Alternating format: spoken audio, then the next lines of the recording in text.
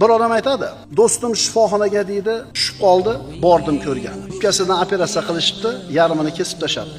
Sigaretni uzoq yillar chekkan, o'pkani yarmi ketgan. Borib ziyoratiga kelsam, aytayapti, "Banisadan eson-omon chiqib olay, mana shu sigaret bilan bir qattiq hisobim bor." Lekin u kasal uni shifoxonadan sog'lom bo'lib tirik chiqishiga sabab bo'lmadi, o'lib qoldi. Ilmli odam edi, oliy ma'lumotli odam edi, lekin uzoq yillar davomida tamakini chekdi. Nima uchun tashlab yubormadi? Irodasini quvvati yetmadi. Qachon o'sha irodani topdi o'zida?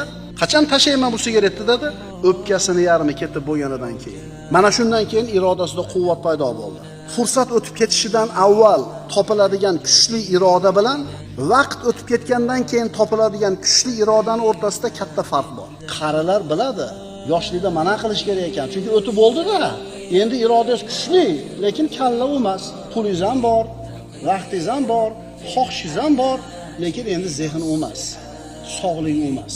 Fursat o'tib ketishdan avval topiladigan kuchli iroda bilan vaqt o'tib ketgandan keyin topiladigan kuchli iroda orasida